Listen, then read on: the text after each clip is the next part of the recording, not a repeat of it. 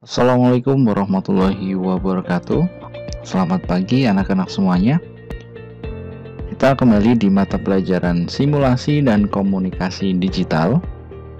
Pada pertemuan kali ini kita akan membahas materi bagaimana cara menyusun format dokumen pengolah kata, di mana salah satu kegiatan mengolah informasi digital itu adalah menyusun naskah dengan menggunakan aplikasi pengolah kata. Salah satu aplikasi pengolah kata yang dapat kita gunakan itu salah satunya adalah Microsoft Word, di mana nantinya kita akan menggunakan aplikasi Microsoft Word 2019.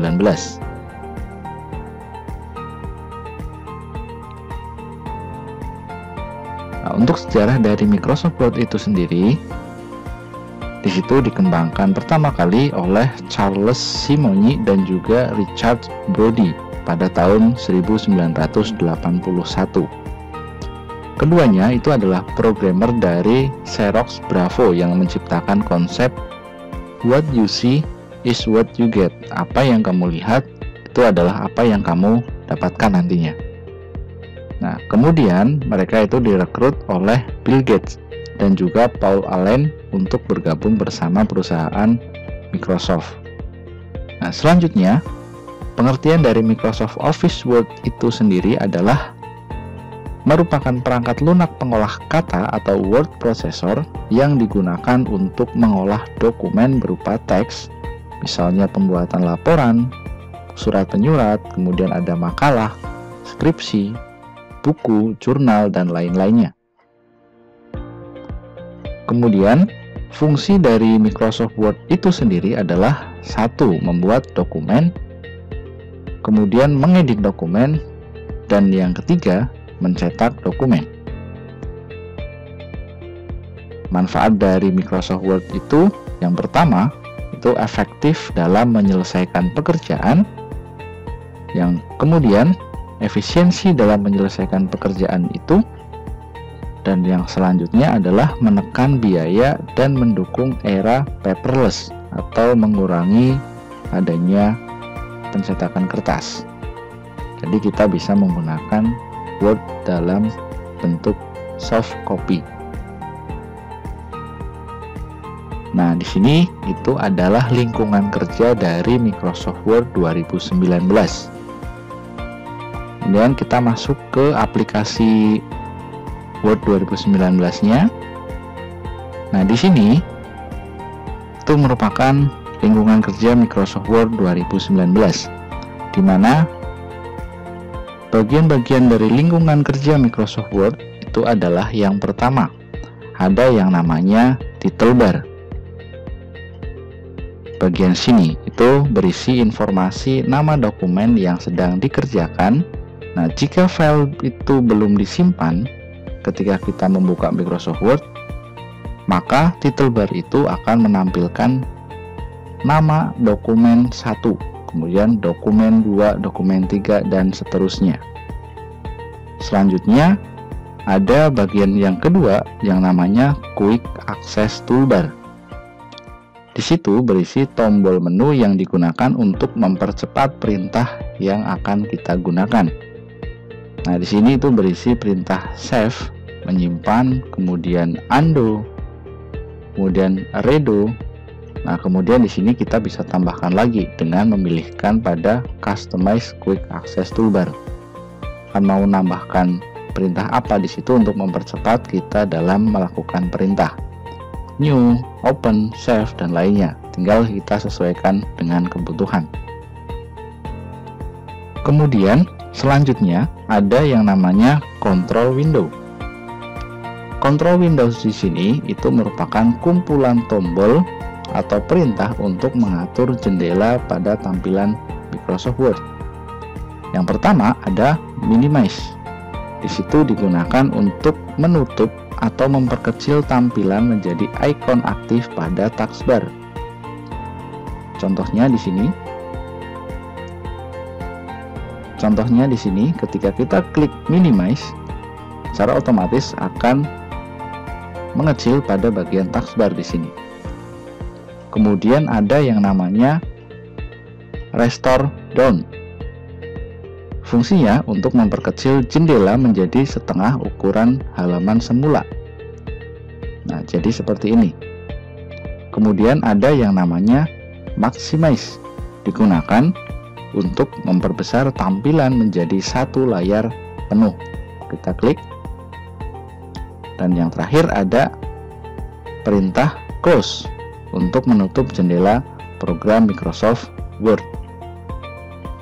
Nah, selanjutnya ada yang namanya menu bar. Di dalam menu bar di situ terdapat beberapa menu. Ada menu Home, Insert, Draw, Design, Layout, Reference, My Link, Review, View, dan juga tambahan ada Help. Dan Office Tab ataupun add-in di situ merupakan tambahan icon ketika kita menambahkan atau menginstalkan aplikasi selain Microsoft Word, di mana di situ bisa berkolaborasi dengan Microsoft Word. Pada menu bar itu terdapat beberapa grup icon yang ada di bawahnya di sini. Nah, icon misalkan ada B, I, dan U, di situ merupakan tombol kecil bergambar yang memiliki suatu perintah. Dan juga terdapat tombol dialog box yang menampilkan dialog box yang berhubungan dengan menu perintah tersebut. Selanjutnya ada yang namanya scroll bar. Scroll bar di situ digunakan untuk menggeser atau menggulung layar baik ke atas maupun ke bawah. Seperti ini. Atau bahkan ketika kita perbesar layarnya, di situ kita gunakan scroll bar horizontal untuk menggeser layar ke kanan maupun ke kiri. Selanjutnya, di situ ada bagian yang namanya dokumen area. Dokumen area di situ merupakan area putih seperti kertas kosong yang siap kita gunakan untuk mengetik dan mengedit dokumen. Ini bagian tengah itu merupakan dokumen area. Nah, selanjutnya ada yang namanya rulers. Ini rulers horizontal, sebelah kiri di sini rulers vertikal. Kita bisa gunakan rulers di situ untuk mengatur tabulasi pada awal paragraf dan juga indentasi pada setiap paragraf di sini. Selanjutnya ada yang namanya status bar. Fungsinya untuk menampilkan informasi tentang posisi kursor. Posisinya ada di mana, kemudian jumlah halaman, kemudian ada jumlah kata yang sudah diketik pada dokumen kita, kemudian bahasa pengetikan yang kita gunakan. Kemudian di sebelah kanan di sini ada bagian pengaturan tampilan atau page view. Digunakan untuk memilih jenis tampilan pada layar dokumen. Terdiri dari ada tampilan read mode, kemudian ada print layout, dan yang ketiga ada web layout. Dan sebelah kanan di sini itu merupakan zoom control. Kita bisa gunakan untuk memperbesar atau memperkecil tampilan layar kita.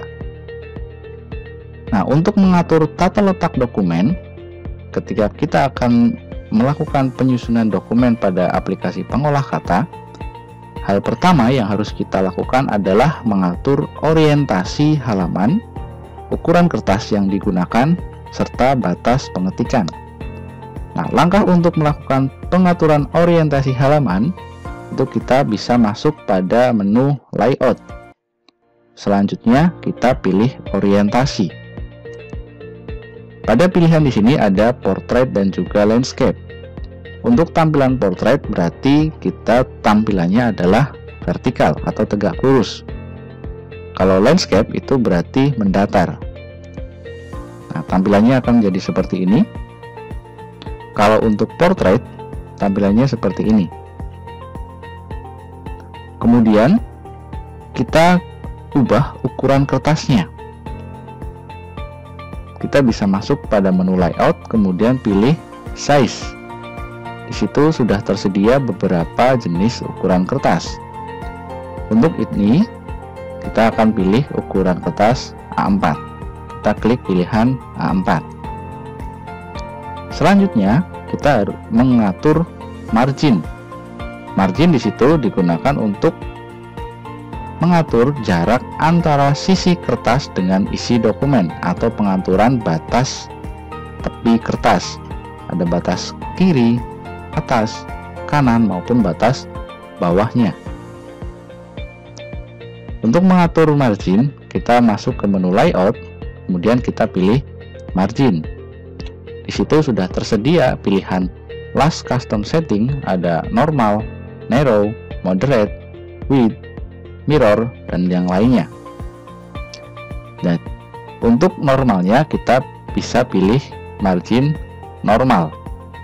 Namun jika kita ingin mengatur sesuai keinginan, misal untuk skripsi, kita bisa memilih ukuran selain yang ada di sini dengan klik pilihan custom margin. Kemudian di sini kita isikan marginnya. Top untuk atas misalkan 3, bawah 3, sebelah kiri itu 4, dan sebelah kanan itu 3. Jika sudah selesai mengatur, kita klik OK. Maka margin itu akan berubah ukurannya.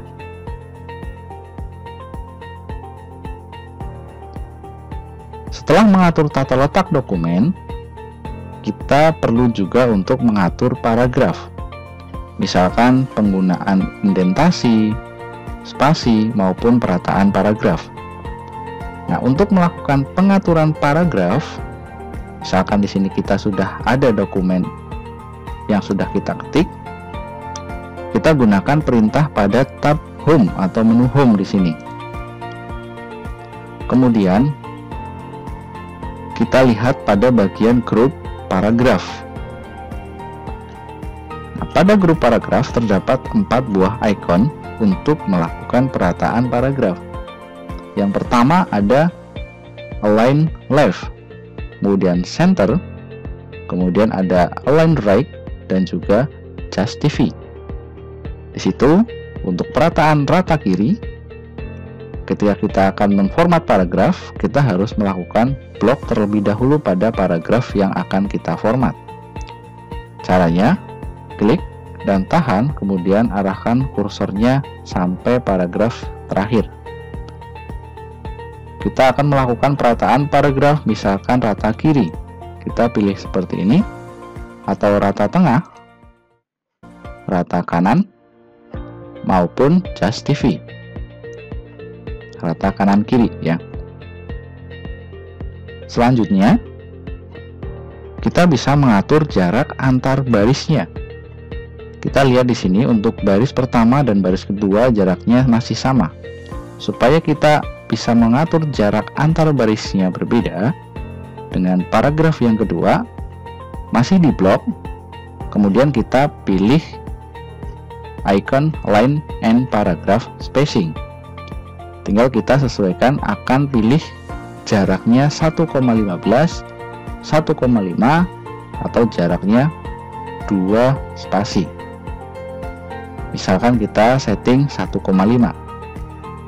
Nah, jadi di situ paragraf pertama dengan paragraf kedua itu ada perbedaan spasinya. Selanjutnya, kita bisa mengatur font atau jenis huruf yang akan kita gunakan. Misalkan kita blok kata sejarah Microsoft Word, kemudian kita ganti hurufnya. Kita masuk kepada grup font, kita pilih font pada bagian anak panah ini. Misalkan kita akan mengganti jenis hurufnya menjadi monotype cursiva. Kemudian ukuran hurufnya kita ganti pada bagian sebelah kanan, yaitu font size. Kita bisa ganti, misalkan di sini 12, kita ganti menjadi 16.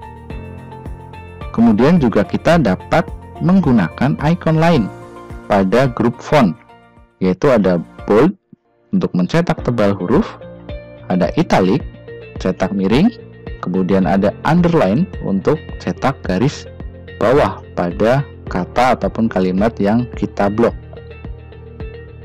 ataupun pemformatan yang lainnya. Ada font color, kemudian ada text highlight color, dan yang lainnya bisa kita gunakan sesuai fungsinya. Nah, jika di situ kita sudah selesai dalam melakukan pemformatan dokumen, dan kita akan menyimpan dokumen agar nantinya kita dapat buka kembali untuk praktikum selanjutnya atau akan ditambahkan dokumen yang lainnya, kita bisa menyimpannya dengan 3 cara. Yang pertama, kita bisa gunakan icon save pada quick access toolbar di sini. Klik tombol save, nanti otomatis dokumen akan tersimpan dengan muncul kotak dialog penyimpanan. Yang kedua, kita bisa klik menu file, kemudian pilih save. Dan yang ketiga, kita bisa menggunakan tombol pada keyboard dengan menggunakan kombinasi tombol CTRL dan juga tombol S. Kita simpan terlebih dahulu untuk dokumennya, klik file, kemudian kita pilih save. Maka akan muncul kotak dialog save. Nah, pada langkah di sini kita tentukan dulu file ini akan disimpan pada komputer kita, diletakkan di folder mana, supaya nantinya kita tidak lupa dalam membuka atau mencari file yang akan kita simpan. Misalkan saya akan menyimpannya di folder SIMDIK 2021-2022, kemudian pada folder bahan. Jangan lupa kita kasih nama dulu file name-nya. Misalkan saya langsung saja dokumen 1, save as tipenya itu adalah Word dokumen. Jika sudah selesai memberikan nama, kita klik tombol save, maka otomatis dokumen kita akan tersimpan. Paham ya? Oke, untuk materi kali ini kita cukupkan sekian. Kita akan lanjutkan lagi materi pembahasan dari Microsoft Word 2019 di pertemuan selanjutnya. Saya akhiri. Assalamualaikum warahmatullahi wabarakatuh.